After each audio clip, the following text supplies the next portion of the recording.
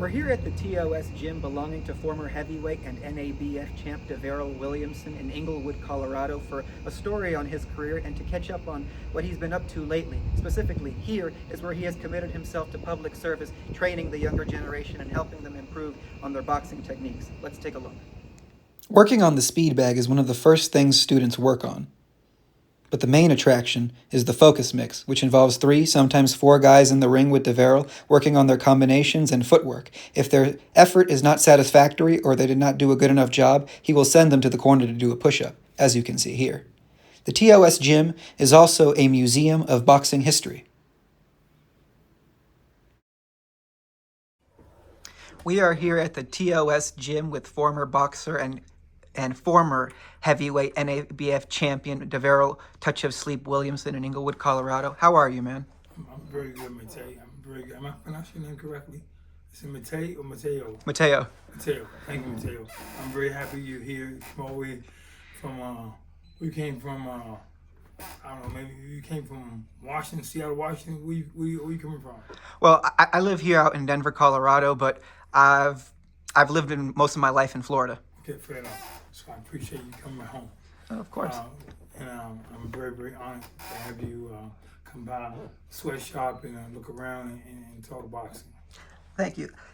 I'd like to start the story off with the beginning, DaVarryl, and that's where you were born. Your mother was going through a bit of a tough time, and the hospital where she was born was part of the annex section of the jail. And when you were born, how come some of your family members or siblings didn't come to pick you up? I don't know. I was a baby, so I can't really answer that. I know that from what your parents tell you in the story as time go on, and you can kind of see some of the behavior, some of the things that goes on in the family, in any family. My mom was called like a black sheep. Maybe my mother's mother wanted her to get off drugs, and maybe sometimes them not coming to my sister Demetria and I rescue was a way of saying, hey, you got to figure it out because you got yourself into this pickle. You got to work it out, figure it out. We told you to stop doing what you're doing, and you continue to do it. We're not gonna save you or your children because of it, because of your issues you have with drugs. So I understand kind of both sides. Even though at the time I'm a baby because I'm a grown man now, so I understand like, hey, how to try to promote our family members from using drugs or being on it so bad that you can't really function in your daily life, and sometimes it's a hard lesson, and losing your kids is a hard lesson, and sometimes maybe that's not enough because my sister Demetria and I were gone away for 9 years. So the first 9 years of my life, we were somewhere else. So that if someone takes your brand new baby and takes it away from you for the first 9 years, then you got to come back to try to reacquaint yourself. That's a firm. That's more than a slap in your hand. That's a slap on your wrist. That's a message. Mm-hmm. I think they send out a message. But my sister Demetria and I, we managed through it. We found a family, a good family, the Addisons, William and Dorothy Addison, Bill and Dot. We had 4 brothers and sisters. We had brother Clarence and Clarice, they were twins. We had Wilhelmina and Sarah Addison, and then DaVarryl and Demetria Williamson.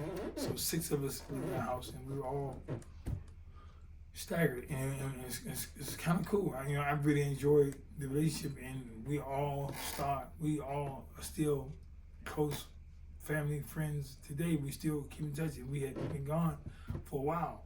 There was a time that I hadn't really communicated with them, the family, for some 46 years, and then we just reunited, reacquainted ourselves, and we had a celebration back in South Carolina, Columbia, South Carolina, just less than 2 years ago. Wow. You know, your sister, you had a very close bond with her, and she sent you food stamps while you were at school, and she was also, you know, going through a tough time. What did that mean to you? This was a different sister. This was Oh. my younger sister, Donna. Donna. But she's important as well. Pardon? She passed away a few years ago, almost 10 years ago, and it's tough because, you know, like when you're getting gifts, let's say you're at summer camp or you're at school or college, which I was, and people, friends and family send you care packages or whatever. Right. You're grateful for it because you know that how tough it is, and just just really appreciative of anybody who think about you while you're going through this experience. It's not a bad experience. It's college, and you know you're having fun. You're living your best life because you're playing sports, you're learning, you're grades and all those good things. But I think that it's really emotional even today because knowing someone is going through a thing, a really tough time, and they reach out to you to help you out.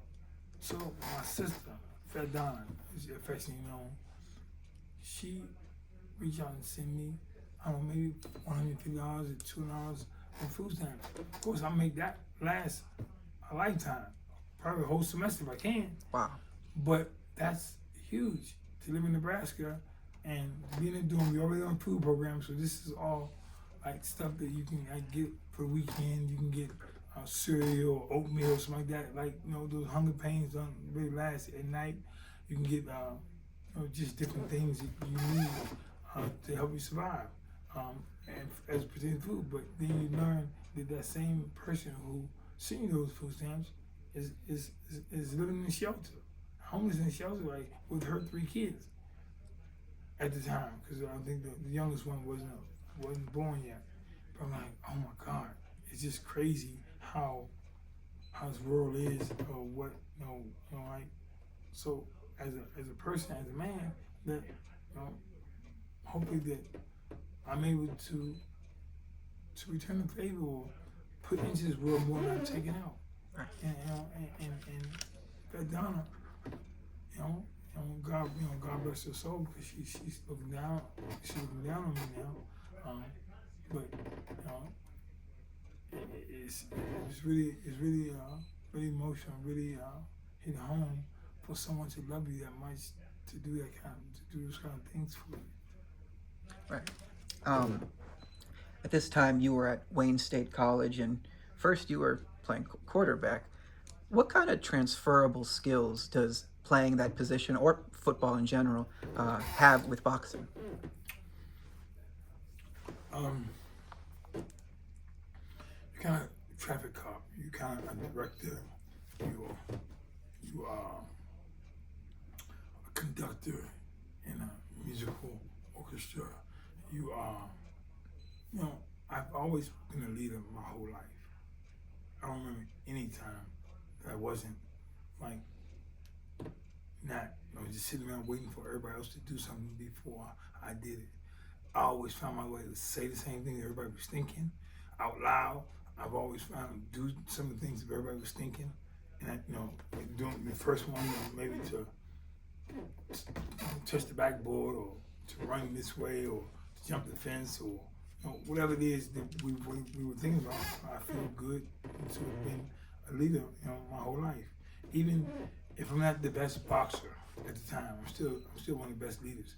Even if I'm not the best football player or basketball player at the time. Like the other guys who's on a team who scores more points than I am. But by God, I got the hookup for the parties, or after the game, the parties or function or social events. I got the lead on that. I say, hey, when we get done, we want to know what Juju's doing, because he is going. That's where the fun's gonna be at. That's what's going on at. So I felt good about that. I mean, the transferable things was just leadership, from football to boxing. Like I was able to give people my age or people younger than me good advice in terms of sending their parents money, where to go to haircut, you know, what kind of clothes you shop for, what's the best sale, the best jeans or Levi's or whatever it is at the mall. Don't go there, go over here. Don't get your shoes from here, get your shoes from TJ Maxx, get your shoes from these different stores that still have a good brand but call for a low price. You know, I think that the quarterback and leadership role has transferable and being most popular in the high school, just being a cool guy. It has led me into boxing. Like, you know, I didn't know. I was good at it, but I didn't know it. I didn't know how good I was, and I just kept turning corners, and I look up and I'm a champion. Particularly with still with football, how much did taking a sack prepare you for taking like a cross to the chest or something to the body? You know, that's the first time I ever thought about that. So it's a very good question. Thank you. That trying to understand that how getting hit with a overhand right, like getting hit from my blind side as a quarterback. I guess they both have it similar because you're anticipating it a little bit. You're anticipating getting hit. As a quarterback, you're anticipating getting hit. I don't know if you're always prepared for it, but it mentions in your mind saying, hey, I knew it was coming at some point. And you don't look at it as so much as a shock because we knew it was coming. Just win. And we try to figure out how we're gonna the blow, how we're gonna absorb the blow, whether football or boxing wise. Like, hey, so it's not as hard as it looks, or it's not as painful as it looks. And so I think that the football and boxing, they kind of go hand in hand. I mean, like, it has made me a thinker, playing the position of quarterback. I'm always thinking of the next play, the next move, the next play, next move. So same with boxing. I'm not just saying, hey, I hit the jab.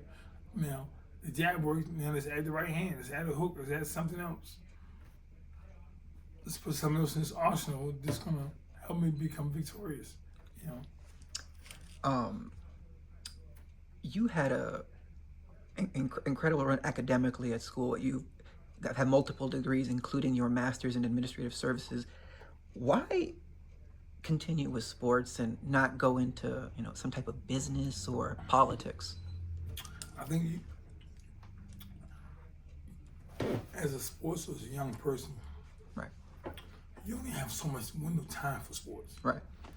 Politics or administratively,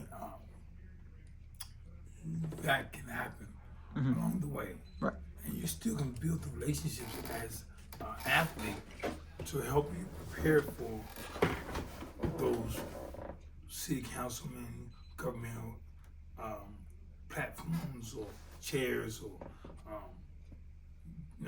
those policies in that light. Right now, if I'm going to box, I got to box now.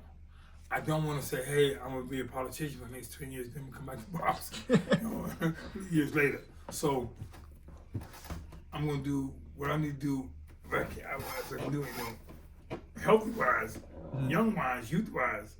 And then when that kind of subsides, then you can kind of embrace some other stuff because you still have good energy, you still have, you still bounce off the walls that you can give to the communities, and to, speaking up for the people, I'm the people's champ, so speaking up for the community or wherever you live and wherever you reside to help that a better community. It's just, you have to do the boxing while you're young and while it's on the tip of your tongue. So otherwise, you can't let that time elapse. You know what I mean? So you want to be as best as young and healthy as you possibly can to combat that. Right. And maybe academically or sports related, I can do that a little bit later on when I'm done boxing. And then relationships, I have fostered, I have created, then I can still help me along the ways later on in life with those community awards, activities, gatherings, commitments. When one is a professional boxer, what does their diet look? Well, when they're training properly, what does their nutrition and diet look like? For me, it's a little bit different. I mean, I didn't eat bad foods, but gaining weight was a chore. When I won these amateur competitions, I fought a heavyweight. Heavyweight is 179 pounds to 201 pounds. So I stayed around 198. So I didn't even get close to 200, 201, because it's just my natural weight. So I weighed probably 198, 199 for most of my fights. Okay. Now I'm flirting with the heavyweight. The super heavyweight category as an amateur is 202 unlimited. So sometimes I would fight in the super heavyweight class, but I would only weigh 203 or 204. I only weigh 2 pounds over the weight limit. And most people probably 217, 220, 225, 255, 245, 280, 290, 300. I mean, those kind of different numbers. But I felt good to handle all those opponents at that weight at 198. Even though when I fought heavyweight and super heavyweight weight classes, I had to try put on all the weight. So maybe as a professional, it was more of a chore to me trying to concentrate on eating so I can make the weight. It wasn't my strength or my power. I like the speed and movement, but I need to weigh a certain amount to be eligible to fight. Right. Of all your opponents at amateur level or pro, who had the footwork that impressed you the most?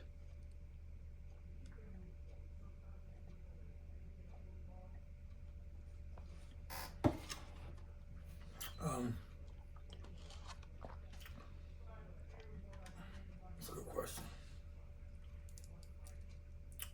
I think I'm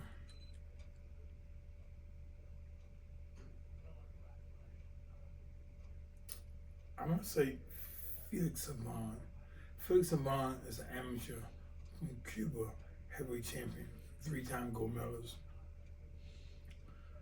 I like how he was able to control the ring and his opponents with his feet, stepping around and making all these crazy, like erratic steps, just kind of calm and moving. Even though the guy's rushing him, he was still able to hold his composure and keep his hands together while he's continuously stepping around, either going to his right or shuffling around to his right or stepping around going to his left.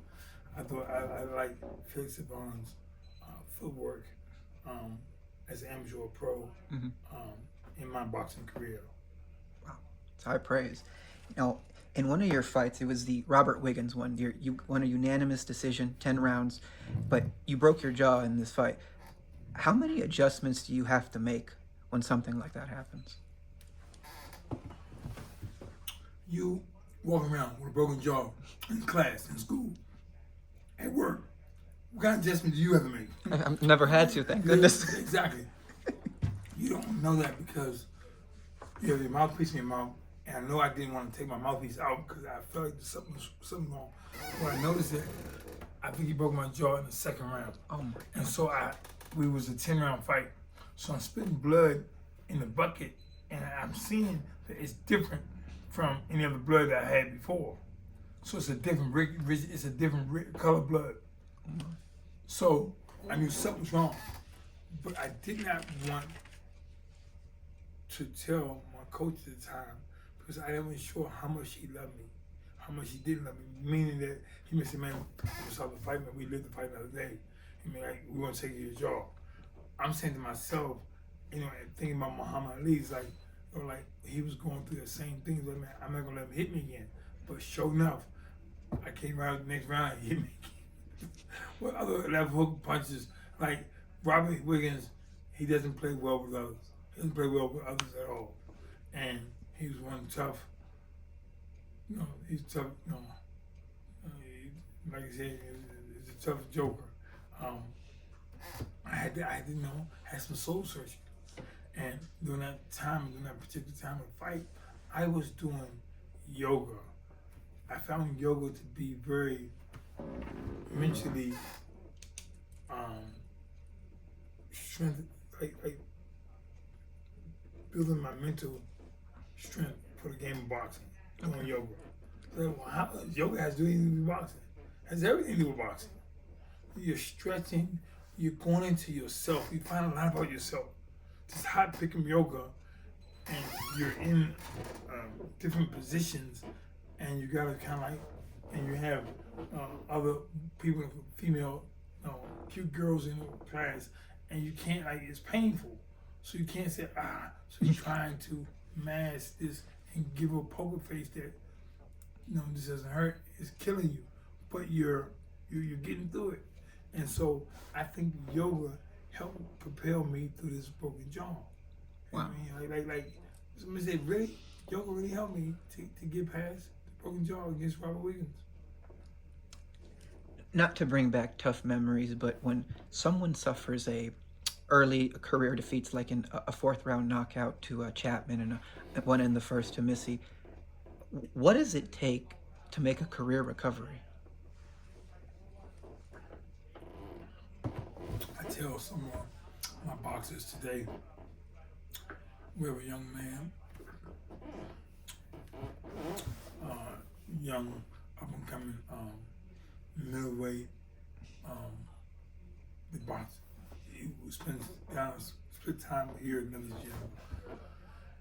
His name is Caleb. Like, you have to know yourself.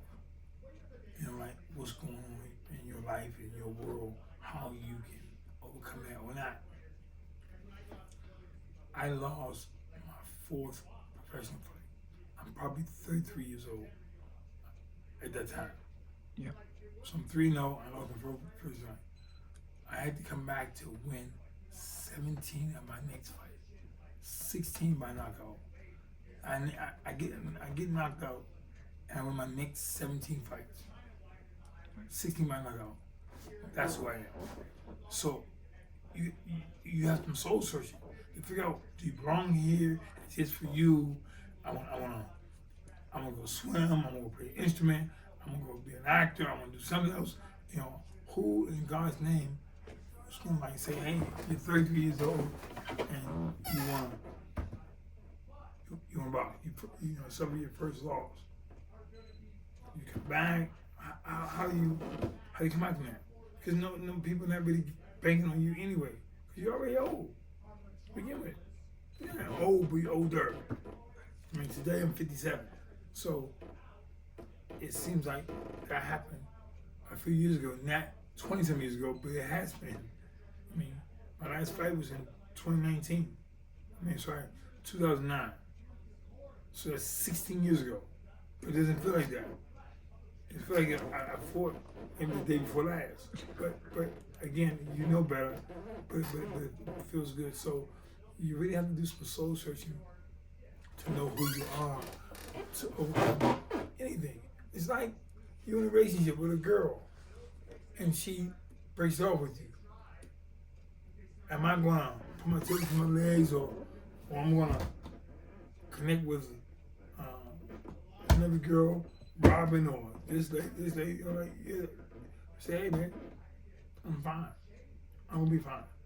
I mean, like, I knew that losing, that loss, that I was better than that. I was winning every minute of every round, and I started to fight prematurely. So it wasn't really a loss to me, but it was a loss to my record. I know that I beat this guy, or we're beating him, and I got a lucky punch. I went down, I got up, beat the count, and I would probably win the fight, like 3 rounds to 1. But they stopped the fight. He gave him the victory. But again, I know who I am, and like I said, it's some soul searching with the broken jaw, with the laws. Like, you gotta figure some things out. When you lost to Missy, or your trainer, or not your trainer, excuse me, your manager and your promoter, which were Gary Gittleson and Lou DiBella, they dropped you. How'd you get over that? I'm playing with house money to begin with. Okay. I started boxing at 25 years old. Right. Whatever I win or whatever I don't win, it's a plus. Right. Okay. Come on, man. I'm boxing at 25 years old. Okay. On an internship. Like, this is like, I want to play football. Mm-hmm. You know, I want to be a player in the NFL. This was like something else I grabbed out of thin air. Okay. So I'm not holding Gary Gittleson or Lou DiBella or whoever who had me at the time. And they said, you know, hey, it's like a girl said, hey, you know what, I don't see you anymore in one other direction. Okay. I mean, you'd be sorry. I think that every relationship I've had, that female has called back at some time around communicate and said, man, I made a big mistake. I made a big mistake. I'm healthy, I'm happy, I'm here. I finished school, I finished this, I traveled the world. I'm still, you know, I'm still dancing. I mean, like, so I get it from a business standpoint. You may have to say, hey, I'm going to go in another direction. It's okay because you run your business. Gary Gittleson, Lou DiBella, it's okay. But I'm fine because I'm fine. You know what I mean? Right. I'm fine because I'm fine. Losing to Felix Savon in Madison Square Garden, New York, first round, 1998. Losing to Joe Messi, 2003 in Buffalo, New York. Like, how do I overcome that? Again, I know who I am, and you really like we talk about yoga. That you have soul searching. I mean, like you know who you are, and if you believe who you are, then things will work out. And of course, for hard work, you can't just sit on the couch and things will work out. You gotta go out there, a little bit harder, push a little bit harder. Get prepared. Preparation has to be a little bit better for these next events. And to lose a fight, a fourth professional fight, at 33 years old, to come back to win your next 17 fights, 16 by knockout, like, I belong in the Hall of Fame. I belong in Colorado Sports Hall of Fame. I belong to win 100, and 20 amateur fights. To lose 17 amateur fights. 17. Okay? And out of 120, I won 103 of those by knockout. Wow. I mean, sometimes you Hall of Fame, they add your amateur career or basketball, like they do for the basketball team. They look at how they did in college, how they did in pros. You kind of weigh everything to see how, how deserving you are of this prestigious award.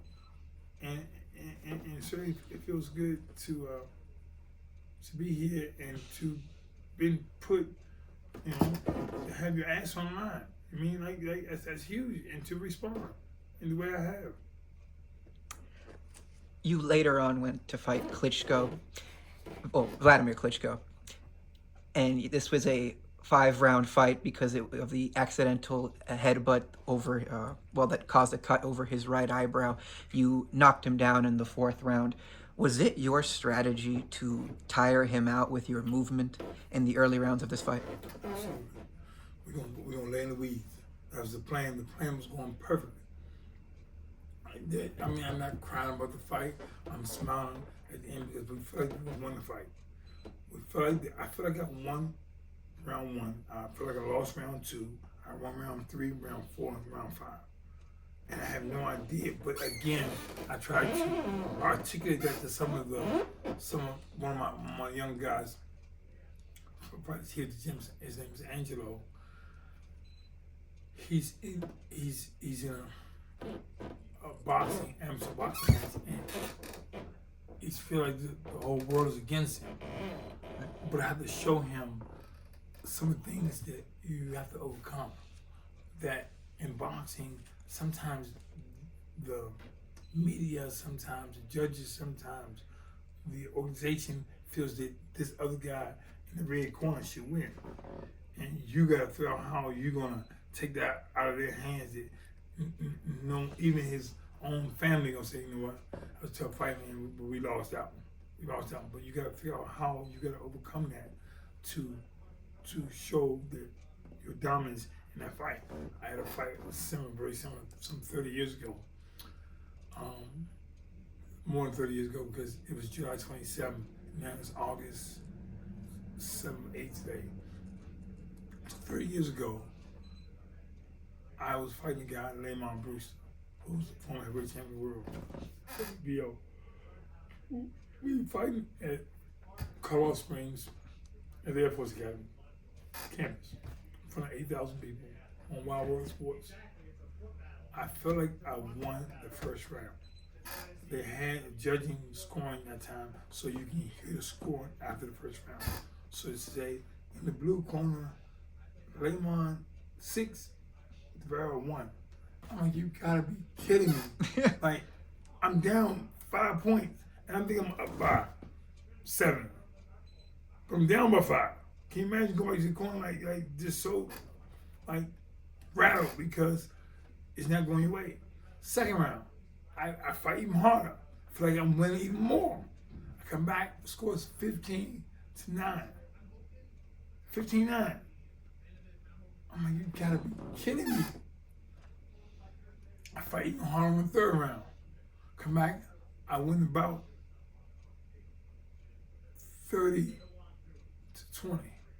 So at 15-9, I scored 21 points in the third round. He scored 5. I won this guy 30-20. But I felt like I was winning the fight the whole time. And in order to, sometimes you have, when you're changing league, we're changing a new organization, it's, it has to be like, it has to be noticeable. I mean, you can't say I won by 2 points, whatever. I had to win big, and I did. And I'm so proud of myself, some 30 years ago to win my first national championship. So it felt really good to be in this space, in this place, to win and to overcome, like the crazy judges, the crowd, his corner, it was really crazy because he was married to a lady named, an actress, her name is Tashina Arnold. She plays a character. Great actress. Pam on Martin Show, television sitcom Martin Show. They were in the audience, Tony Danza was there. He was on the microphone. When you get done, look it up. DaVarryl Williamson was Lamont Brewster, July 27, 1995. So you can look it up and listen to Tony Danza commentate the fight. Absolutely. It was a good event. But I had to overcome it, and it's one of the first times that I went into a room and there was like 60 microphones asking me questions. I was like, whoa. I took a deep breath, put a towel over my head. I remember my dad telling me, before I talk, just take a deep breath, kind of gather your thoughts. Yeah. Amen. Good afternoon. Thank you all. So thank each and every one of you for being here. This is a pleasure. I'm ready to answer each question I possibly can. I'm milking this. Thank you. After the Klitschko fight, you were practically fighting a month later against Oliver McCall. Why so soon? One, I prepared so hard for Klitschko. Yeah. The fight one, it didn't go the distance and it didn't go my way. And so I'm going to the king of boxing, or the big man, all the stories you hear about Muhammad Ali and Joe Frazier and all that stuff, the Thriller in Manila. I'm going to Don King.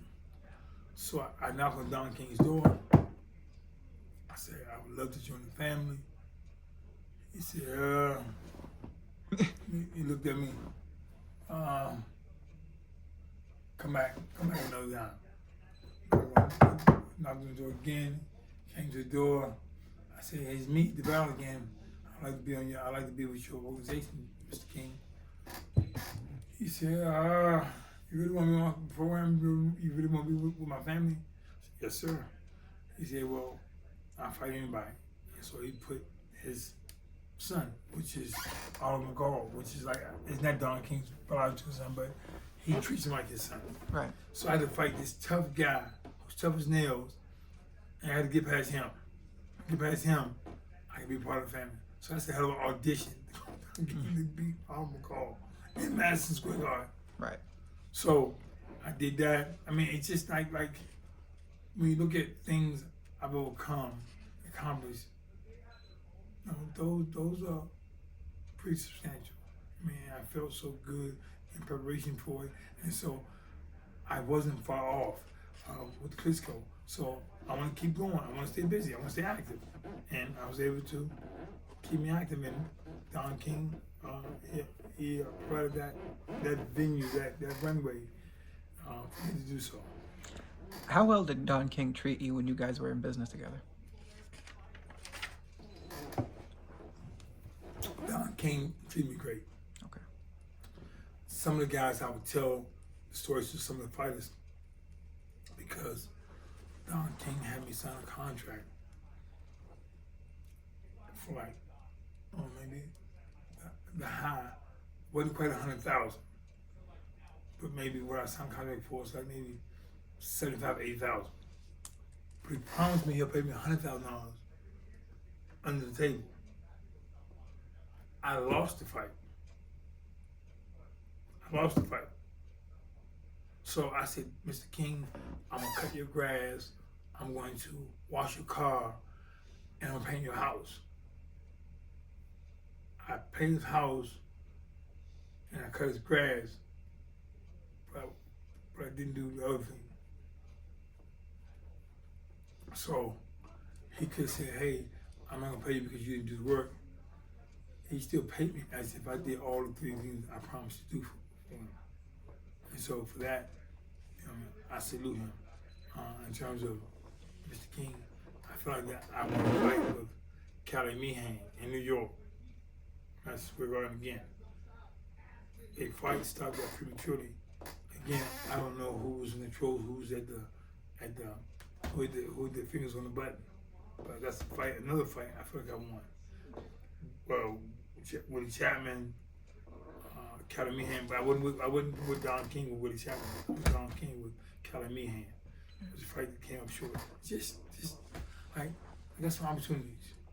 And I really wanted to showcase those opportunities. I gotta win in a better format. You know, I gotta stay off the canvas, and I gotta win, which I'm able to. And I lost a couple fights with Don King, but like I said, that I'm healthy, I'm happy, having time in my life. This is a very good season for me, in my life. Your last win came against Michael Maroney, who was 26 years old at the time, or maybe just shy of 26 years old at the time, and you were 42.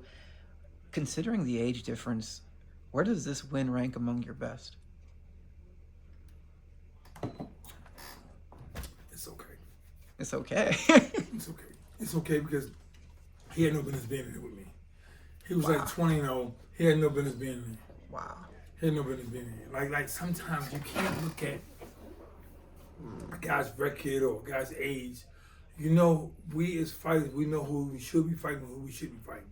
If you follow the sport, I know that that's a tough fight for me. They're only gonna give me $50,000. That's a $500,000 fight, but they're only offering $50,000 or $60,000 for it. Nah, I don't want that fight. I want to fight now because I got a hard fight. If I'm going to lose the fight, I'm going to have a hard fight. I need to get paid for it. So, Michael Marone, Yeah. He had no business in the ring with me. As a matter of fact, I knocked him out like 7 7 rounds, and we were in California And he may still be in the corner right now. He may still be in the corner. Like, and he was in the lobby. I think Buddy McGirt was in his corner at the time. Buddy McGirt, the ex-professional boxer. I think he's a Hall of Fame guy. And Buddy McGirt the guy was like, man, I want a rematch. And Buddy McGirt was like, man, shut up. You mean, like, you see where you are. You're in the hospital. You mean, like, you're in the ambulance. Like, what do you want to be? Who do you think you'll be next time? You mean, like, let it go. Just let it go. You're young. We'll come back from this. You come back from this. But this guy has years of experience, and he's older and still not old as we thought he was. We thought it'd be a good win for us on our record, but he had something else for us. So, of course, I didn't, and I remember that the head coach for the Orlando Magic, Jamal Mosley, was in my corner. He was one of my cornermen. So Jamal Mosley, Lane Mauer, and Andy Klein were all in my corner at this fight. And I was like, isn't that crazy? The head coach for the Orlando Magic. The current head coach. Current head coach. He was my cornerman. And I remember knocking the guy, Michael Ramon, out, and Coach Jamal had came to my corner, took my mouthpiece out, gave me some water, because I had to wait in the neutral corner. So while I'm waiting, I don't want to be like reprimanded because I knocked him out. I don't have to, because he's knocked down in my corner. So it'd be rude for me to come in my corner like while the guy's still laying down. So Jamal let me in the neutral corner and wiped my face off good and took my gloves off and gave me water. So I thought that was really cool. It's just a memorable time for both of us. We still laugh about that and enjoy those moments all the time. It's cool. That's amazing. How did you know it was time to take the gloves off as a pro? It's tough because I remember when I started this conversation, I said I was playing with house money. Yeah. So, every fighter, I think he has one or two bona fights left. Every fighter said, man, if I come back one more time, I can do this and do that. I just got lucky because no fights came across my table. I mean, or anything worthwhile for me to take. And when I say lucky, is that Almighty God, man, he's the best planner of planners. I mean, he's the ultimate. So because of that, I kind of like, sometimes you get these hints. God gives you hints of what to do, what not to do. You know what I mean? Mm-hmm. And you gotta some people just ignore them. I mean, before they get in trouble or do something crazy, he probably gave them a hint. They just ignore it. They didn't even count. So I'm lucky enough to, whatever happened in my life with the gym or business or my life, that I was able to make that transition from a professional fighter to go into my life as a coach and as running my nonprofit kids program, Touchstone Youth program. It's that time. I mean, and my dear friends say, nah, we good, man. No more. Sometimes I'm gonna fight again. I mean, and sometimes you just hear it. You hear people. Sometimes you don't want to hear it, but you got lucky enough to have some really good people in your life. Andre Wilson, Dwight Red, Eric Lee. It's a lot of guys who are close to me, and Nathaniel Muhammad. They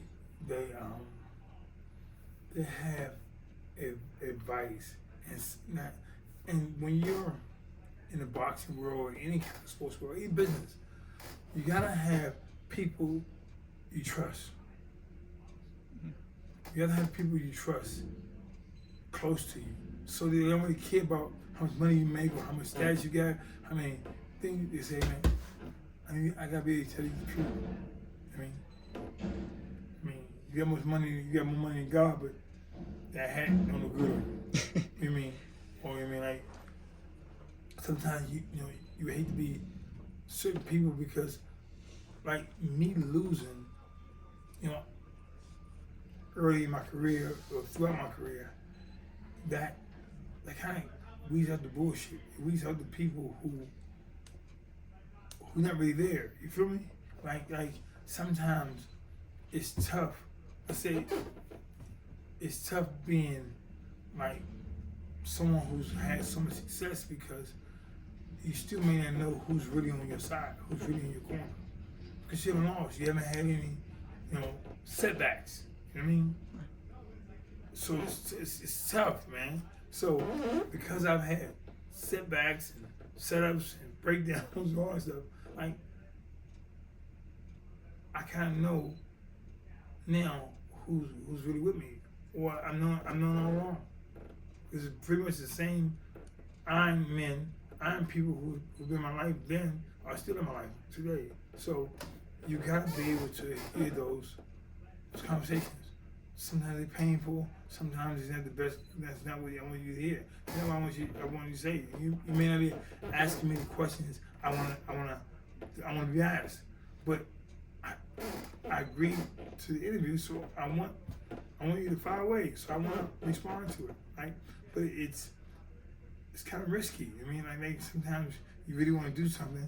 I really want to go here or go here. I want to go to this school. I want to go to this college. I want to go to here. I want to go there. But that may not be a good fit for you. It may not be the right thing to do. Sometimes you gotta say, hey, I'm fine. Quitting while you're ahead is not the same thing as quitting. Stopping while you're still healthy and alive is not the same thing as stopping. Do I want to fight till I'm dead? Fight till I can't see out of my eyes? Fight till my mouth, I can only eat from this side of my mouth? No. I'm living, like I said, it's my season. I'm living my best life. Everything works. Nothing hurts. You know what I mean? Sometimes when you get to be almost 60 years old, it's getting cold out, man. My grandfather would say, man, he said, son, I can tell it's getting cold, man. My knees acting up again. Because the weather is like the winter's coming. Old man, winter's coming. My knees acting up. Just different things that people, and it feels good that everything feels good. My fingers, my neck, my back, my ankles, everything feels good. To stand up, get up, that's kind of important. And as you get older, you understand how important health is. Like, I can breathe, or I don't need glasses, or I can drive, I can jump over the couch right here if I need to, or that's pretty good. Because some of my ain't never been jump over the couch. Never. Right. Not anymore. Ever again. How special was it for your family at your induction into the Colorado Sports Hall of Fame, and for yourself as well? That's a huge emotional time in my life. My wife Jennifer, my kids, Dontel, Aliana, Donald, Gabe, and Nina. It was a really big deal for all of us. And I remember telling them, in preparation, it's my day, it's my night. I don't want them to judge me, man. It's my night. I'm acting the fool. And I'm telling you now, I'm enjoying this moment. I'm hamming it up. I'm eating it up. I'm embracing this. This is huge, and so many people were such a huge part of that. Dr. Richard Abrams,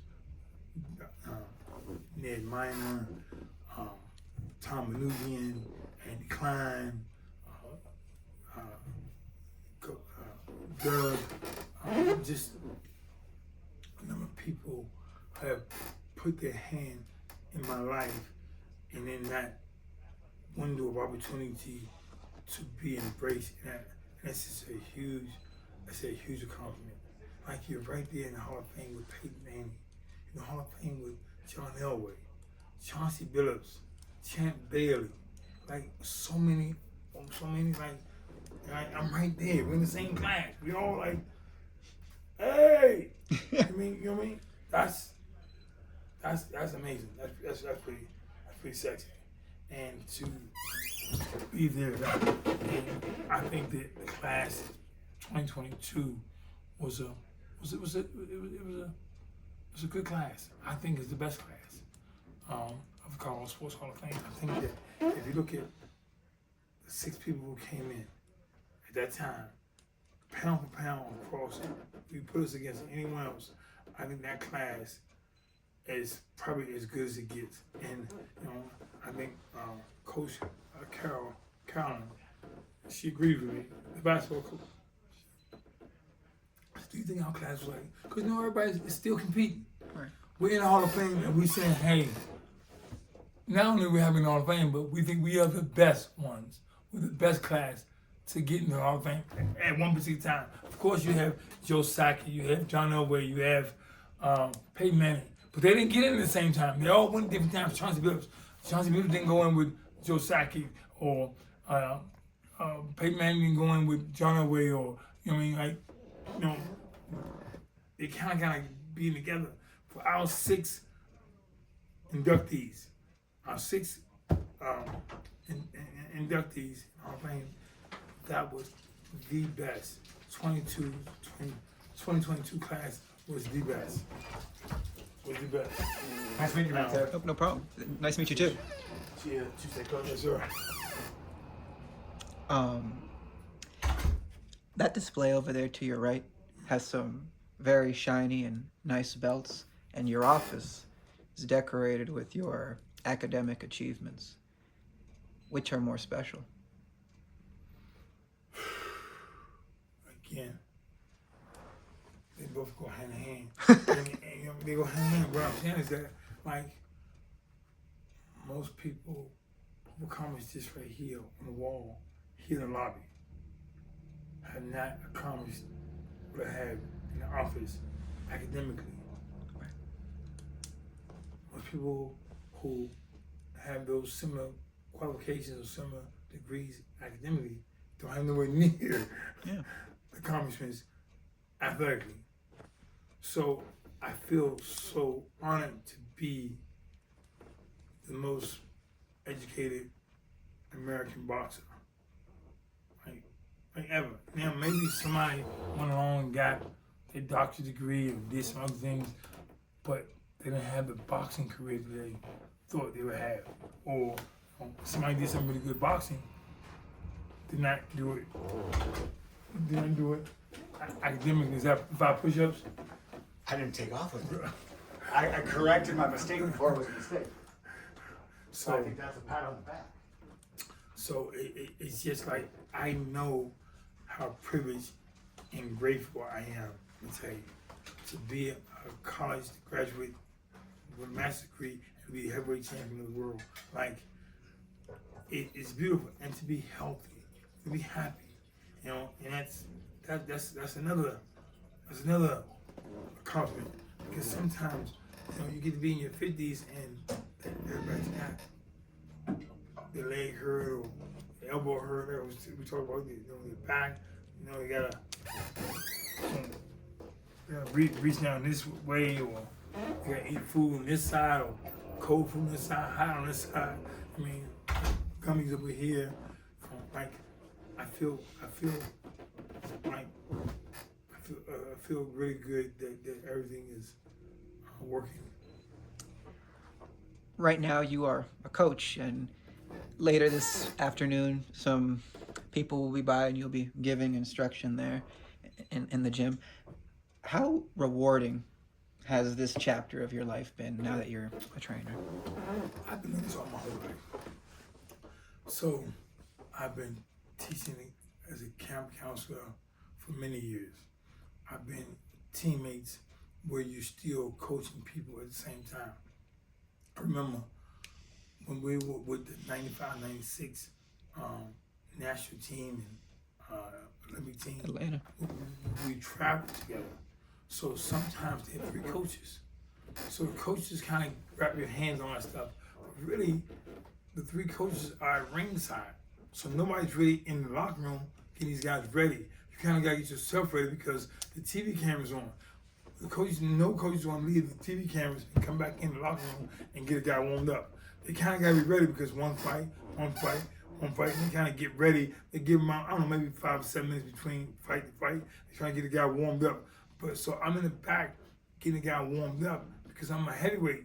So I'm getting the younger, smaller guys, getting them guys ready, like Fernando Vargas or Floyd Mayweather, or like I'm getting them warm in the mitts before they get out to the fight. Like, I mean, like I've always been a leader, and these things just they happen because they happen to the right person. I mean, like this is a huge moment to be able to celebrate my life with my nonprofit and just teaching younger kids how to box. Teaching how to play football, how to play basketball, how to use the left hand on the left hand side, how to drop back. It's 3 steps to 5 steps. What to look at, where you gonna have your chin at. Are you gonna look straight down the field because you don't look over here because they throw the ball going there. So you keep your face in the center. You keep your face in the center. And you don't give it up left right. Let everybody let plays develop. Then the last second turn, and deliver the ball. So it's something that I kind of been accustomed to, but still it doesn't take away how amazing it feels to be in this position as a captain and loving on these crazy kids. I mean, about the sport of boxing, and because I've accomplished so much stuff in the classroom and in the ring, that they have a good person to look up to and to buy in and say, okay, he's done it. He's done it at the highest level. So because of that, I'm gonna listen to him because I'm gonna be what he has done. I'm gonna win some of the things he's won. I mean, it's really hard because as a coach, a former fighter, the first thing you're saying is that, man,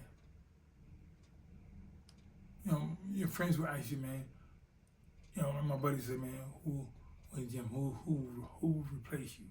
Not saying who will be you, but who has the talent that can accomplish some of the goals you accomplish. And sometimes it's, I would say, there's one guy named Jorge, some 12, 15 years ago, that didn't materialize. Or I would say another guy. But it's really hard. And the more you put that expectation or title on someone, it becomes really hard, like to win and win and win and win, and to be okay is really tough, because sometimes we have kids who are struggling to win a state Gold Glove championship. I mean, we didn't have as much potential as we have. We didn't have any winners in last year's Golden Gloves. We didn't have any winners. We have some runner-ups. So we have to figure out how we're gonna win 6 belts, 6 titles that we all gonna win it all. We're gonna own this. We're gonna own it. We're gonna own it. We're gonna win the Golden Gloves, all of us. My last thing for you, DaVarryl, because you've been so great with me today. I've heard that you are the one who gave Floyd Mayweather the pretty boy nickname. What more can you say about this?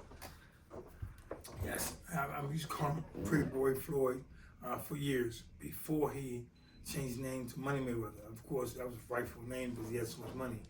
But he was Pretty Boy Floyd, and he understood that. And who else? Brian Valor, Hawaiian Punch. I gave him that name. Just different names, just like, I'm a jokester. I'm a guy who's involved, who's engaged. So sometimes you come with these nicknames and they stay or they stick or they go or whatever. But that's who I am. I got a whole bunch of nicknames for different people, and people have done really well in the sport of boxing, basketball, football, and it's kind of cool. It's just life. Wow. Well, DaVarryl, this has been such a treat. I have been hanging on to every word. Been so psyched listening to you tell these stories, and I'm sure the audience will as well. Thank you so much. Oh, it's my pleasure. Thank you so much, Mateo. It's been an honor to be here at the gym for you to come over and take a look at how, like, it's a history, but it's always compelling and feels good when somebody really want to know more about you and your story. And it's the about my life itself. So I'm grateful for you to think that my story is interesting enough that you want to like talk about it and share it with the world. Well, of course it is, and thank you once more. Thank you, DaVarryl. Thank you, Mateo.